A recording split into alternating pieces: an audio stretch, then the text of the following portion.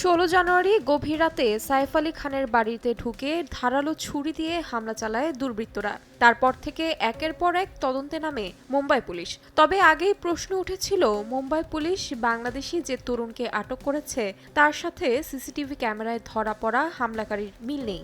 আটক তরুণ সাইফুল ইসলামের বাবাও বারবার বলে আসছেন, সিসিটিভি ফুটেজে যাকে দেখা গেছে সে তার সন্তান নন। ওই ব্যক্তির সঙ্গে শরীফুলের চেহারার মিল নেই, অথচ পুলিশ শুরু থেকেই শরীফুলকে অভিযুক্ত হিসেবে চিহ্নিত করে আসছে।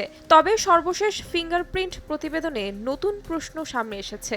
আদৌ কি আটক শরীফুল সাইফ আলী খানের বাসায় গিয়েছিল?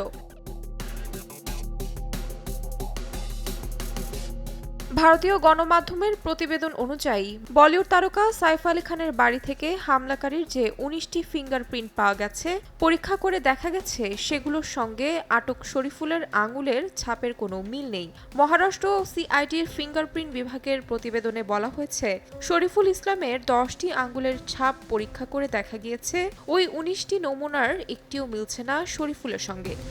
নিউ সানসিল্ক ব্ল্যাক শাইন, নজর কাড়া শাইন চুলের নাম্বার 1 চয়েস।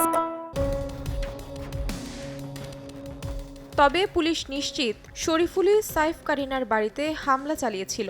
জিজ্ঞাসাবাদেও পুলিশ এমন তথ্য পেয়েছে যা প্রমাণ করে সেদিন রাতে হামলা চালিয়েছিল শরীফুলই। পুলিশের দাবি অনুযায়ী তার কাছ থেকে বাংলাদেশের নথিও উদ্ধার করা হয়েছে। কিন্তু প্রশ্ন উঠেছে, তাহলে ফিঙ্গারপ্রিন্ট মিলছে না কেন? সেগুলো কার? এ নিয়ে নতুন তদন্ত শুরু করেছে মুম্বাই পুলিশ।